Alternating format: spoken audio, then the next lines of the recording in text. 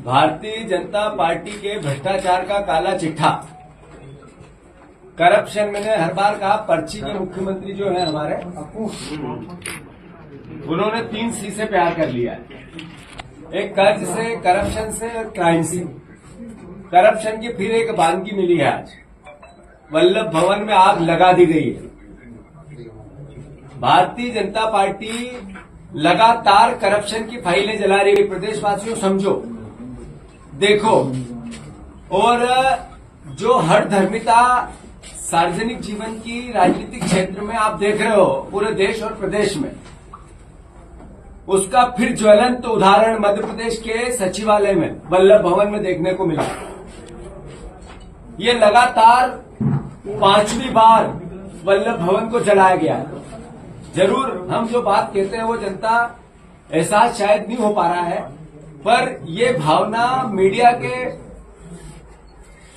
उस वर्ग को मैं आगाह करना चाहता हूं कि लोकतंत्र नहीं बचेगा तो आपकी भी लोकतंत्र की जो चौथा स्तंभ है इसकी भी मर्यादा नहीं बचेगी। जहां तक घटनाक्रम आप जिसके लिए आज यहां आए हो,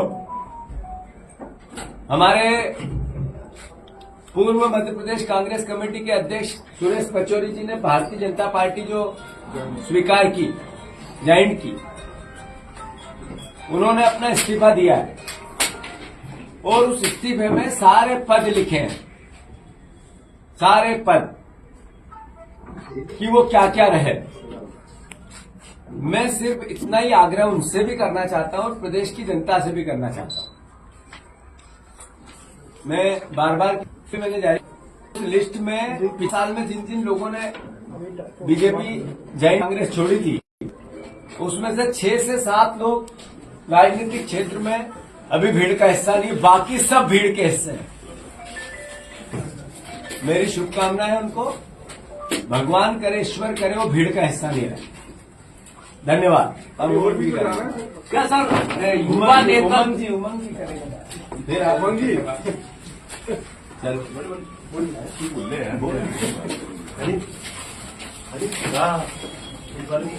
जिस प्रकार से पूरे देश के अंदर चाहे ईडी हो चाहे आईटी हो का उपयोग होता है, कई नेता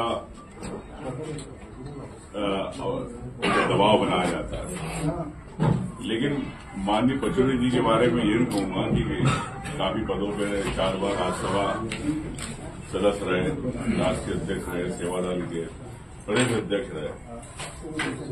इस उम्र के इस पड़ाव में अगर आप आपकी विचारधारा बदलना चाहते हैं तो मुझे नहीं लगता कि कोई व्यक्ति 75 साल में अपनी विचारधारा बदल सकता 70 साल में। तो ये विचारधारा नहीं बदली उन्होंने पार्टी ने उन्हें क्या लालच दिया, भारतीय जनता पार्टी ने, ये तो आपको आने वाले समय पता चलेगा। तो पार्टी कांग्रेस ने हमेशा सम्मान दिया, पूरे परिवार ने, हम भी उनका सम्मान करते हैं, लेकिन इस प्रकार से अगर उन्होंने एक कांग्रेस पार्टी के साथ इस प्रकार से व्यवहार किया पार्टी छोड़ के, तो बड़ा एक दुख का विषय है। लेकिन मैं यही कहना चाहता हूं कि मध्य प्रदेश में कांग्रेस मजबूत है और जिस प्रकार से हजारों कार्यकर्ता, युवा में एक ऊर्जा है, तो निश्चित तौर से ऐसे पत्ते जो पुराने हो जाते हैं, पतझड़ में गिर जाते हैं, नए पत्ते आएंगे, मध्य प्रदेश वापिस मजबूत है। इसमें यही कहना चाहता हूँ। धन्यवाद। मोदी जी, क्या आप लोगों की लीडरशिप को चैलेंज कर रहे हैं? आप जीतू भाई अध्यक्ष बने हैं, आप हैं, युवा नेतृत्व से डरी हुई है क्या कांग्रेस की पुरानी पीढ़ी? मतलब हताश टाइप के लगेगी, ऐसा लग रहा है युवा छात्रों। मतलब कौन हताश है? मेरे चेहरे से तो आपको एकदम खुशी दिख रही है। नहीं, आपने जो पुराने मेरा अनुरोध ये है, मैं बार बार ये कई बार वक्तव्य दे चुका हूं, हम 4 बार चुनाव हारे हैं, नेचुरल है, नई और युवा पार्टी कर रहे हैं। जब ये भावना बनेगी तो स्वाभाविक तौर पे इस तरह के जो भविष्य के गर्भ में के डर से लोग निर्णय लेंगे, मैं उसको मना नहीं कर सकता हूं। पर मैंने जैसा कहा कि सुरेश पचौरी जी ने जितने पद लिए एक पार्टी में जो मिल सकता है, सर्वश्रेष्ठ मिला था, सर्वश्रेष्ठ। 4 बार लगातार राज्यसभा, 10 साल केंद्रीय मंत्री, पीसीसी का एक चुनाव उनके नेतृत्व में, और भी कई कमेटियों में उन्होंने ही बताया उनके इस्तीफे में। तो मैं मानता हूं ऐसे में वो गए, फिर भी गए, यानी उन्होंने सोच समझ के निर्णय लिया। क्यों लिया, क्या लिया, मैं इसमें नहीं जाना चाहता, पर मैं आग्रह करता हूं, भगवान से, ईश्वर से प्रार्थना करता हूं कि इससे पहले जितने लोग गए 90% बीजेपी में जाने के बाद एक दिन की हार, फूल, माला पहनी उन्होंने, आपके अखबारों की खबरें बनी, हमारी प्रतिक्रिया ली, और हमने जो बोलना था बोल दिया। तीसरे दिन फिर वो अखबार में नहीं आते। तो ईश्वर करे वो भीड़ का हिस्सा न हो वहां जाकर। दूसरी बात, मैं मध्य प्रदेश के कार्यकर्ताओं से अनुरोध करना चाहता हूं कि नेता जाते हैं, वोट नहीं जाते, कार्यकर्ता नहीं जाते। एक भी व्यक्ति पार्टी के खिलाफ जाता है, नेचुरल है, स्वाभाविक है, हमारा सबका दायित्व है कि उनसे बात करें, उनसे कन्वर्सेशन करें, और बात करके समझाने की भी कोशिश करें। उनकी कोई बात ऐसी हो तो उस पर मिनिमाइज उनसे जो हो सकता है वो भी बातें करें, मतलब एक तरह से विचार विमर्श के साथ समाधान ढूंढें। पर वो इतने सीनियर मोस्ट व्यक्ति ने अगर निर्णय लिया तो हम नहीं मानते हैं कि उनको समझाने की आवश्यकता है। भगवान उनका भला करे, भार उतरा। उन्होंने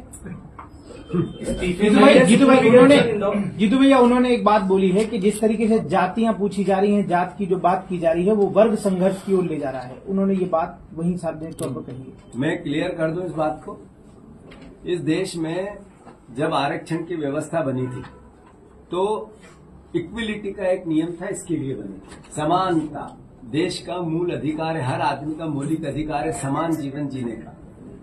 अब भी जो बातें आ रही है वो उस गरीब वर्ग के लिए बात की जा रही है जो आर्थिक गरीब है, उसमें कास्ट की बात नहीं की जा रही है, उसमें अपर कास्ट के गरीब की भी बात की जा रही है।